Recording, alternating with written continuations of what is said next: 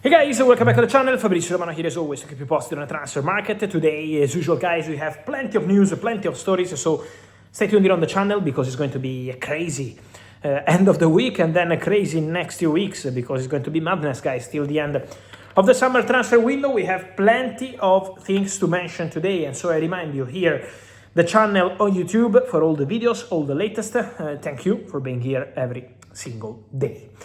Today, guys, let me start with the very latest. Good luck to the boy from Kazakhstan, 18-year-old striker from Chelsea, Satpayev, because he's about to join Barley on loan. One of my exclusive stories over the recent days was about Max Allene, the centre-back who was at Watford last season, then returned to Manchester City, joining Barley, so a top talent at centre-back position, and now also striker Satpayev from Chelsea. So Barley are building with talented players, and Satpayev is going to be the next one. Big movements today took place also in Paris. The big exclusive story update around lunchtime. It was an exclusive story on 31st of July, so out of nowhere.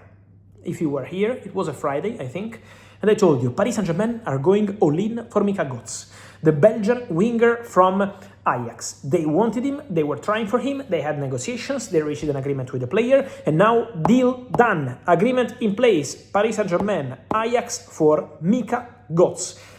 It's a here we go, it's a deal closed for 55 million euros package, the player on his way to Paris. It's a busy day in Paris because Ferran Torres is arriving, Mika Götze is arriving, so Paris Saint-Germain are completing these two signings. And so what happened at Paris Saint-Germain? Just to recap a little bit over the recent days and weeks, and maybe you didn't follow absolutely everything, but for Paris Saint-Germain, they sold Gonzalo Ramos to AC Milan in June, they sold Kang-Jin Lee to Atletico Madrid in June, and then they sold Randal Kolo Muani, who was not part of the first team because he was on loan at Tottenham, but also extra money to Juventus. And so 3 exits. And now Magnus Akliush, already official, then Ferran Torres, next signing from Barcelona for 50 million euros, and now Paris Saint-Germain are also set to announce Mika Götze as a new signing from Ajax. So 2 players out, plus Kolo Muani, who was already not part of the first team, and now 3 players in. What does it mean? That there is an expectation there could be movements around the situation of Bradley Barcola, because the situation of Bradley Barcola remains absolutely linked to Liverpool.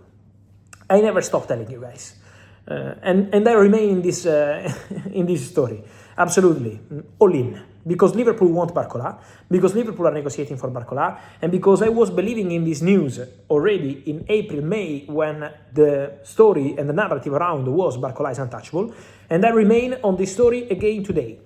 Liverpool are still trying for Barcola. There is still a gap in financial valuation between what Paris Saint-Germain want and what Liverpool offer, but Liverpool are still working for Barcola. The financial agreement with the player is okay, and now Liverpool and PSG keep talking, keep exchanging messages, keep discussing for Bradley Barcola. So the deal is alive. And don't forget that my information, and I stand by my information, is that Liverpool could add 2 wingers to the squad if Cody Gakpo goes to Tottenham. Tottenham are still working for Cody Gakpo. Today a lot of rumors in the media for Cody Gakpo, but nothing has really changed yet. In the sense that Tottenham want to sign Gakpo, that's not in doubt. That Gakpo is a top target for the Zerbi, 100%. But now they still need to find a financial agreement. So at the moment the situation of Cody Gakpo, in terms of player terms, is not a problem. So personal terms are not going to be an issue between Gakpo and Tottenham. So it's not that they've been agreed, they've not been agreed. It's same as Barcola, no problem. Barcola Liverpool, no problem. Gakpo Tottenham, no problem in terms of personal agreement. Then club to club, there is still work to do. Also Tottenham, Liverpool. So let's follow the situation. Another big story of the day, guys, is about Enzo Fernandez. Here we have to explain a little bit, because Chelsea today didn't receive any official bid. There were links in the recent hours about Chelsea presenting Man City presenting 120 million euros bid. No.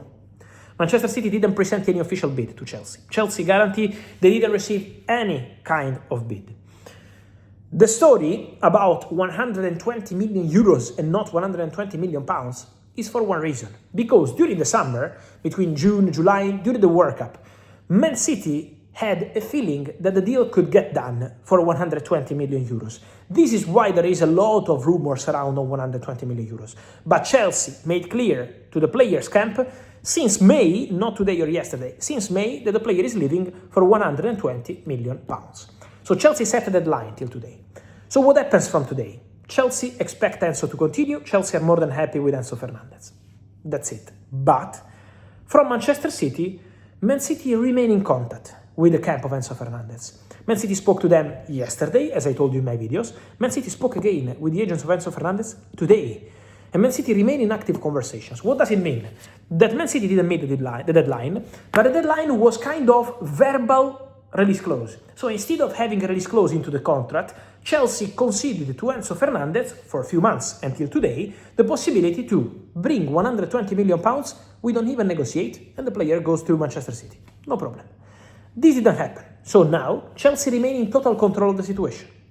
Chelsea can decide whatever they want. The pact, the verbal release clause, is over. So now Chelsea would be more than happy to continue with Enzo. Then, if Manchester City arrive from now to the end of the summer transfer window with a big proposal trying to tempt Chelsea again, this we cannot predict, and we have to see, because Chelsea are very clear. They are not selling the player for less than 120 million pounds. So maybe City want to try with a different formula. This is yet to be seen. But Chelsea guarantee that the deadline is over, and then 120 million pounds with the terms already suggested months ago are no longer available as an exit clause for Enzo Fernandez. So now it's on Man City to decide. And of course, it's going to be a big story. Talking about big stories, guys, talking about wingers as well. Rafa Leão and Gabriel Martinelli. On Gabriel Martinelli, guys, I was never reporting anything on Gabriel Martinelli and Galatasaray because my information is that this negotiation was never advanced. Never advanced for one reason. Gabriel Martinelli has no interest in going to Turkey. And that was not even a negotiation from what I'm hearing. It's not that they were offering one and he wanted two, or he wanted three, he wanted four. Just Gabriel Martinelli has no interest in going to Turkey. And it's not about Galatasaray or Fener or whatever. He doesn't want to go to Turkey at this stage of his career. Maybe in the next years, I don't know. But today, Martinelli doesn't want to go to Turkey. So forget about Martinelli and Galatasaray. Then, if a big proposal arrives from Europe, that could be a different story. But at the moment, still no substantial update on Gabriel Martinelli.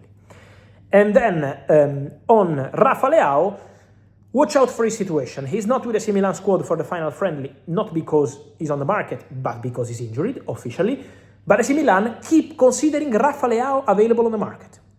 The transfer fee is around 50 million euros, could go down around 40 depending on the conditions, but Leão is available on the market. And Leão is one to watch for Galatasaray and for European clubs. There is movement around Rafa Leão, and so if someone is going to put big money on a AC Milan table, Leão could be part of these final crazy days of the summer transfer window. So let's follow the situation, let's follow the others, guys. Remember to like this video, turn on the notification bell, subscribe to the channel, and see you soon.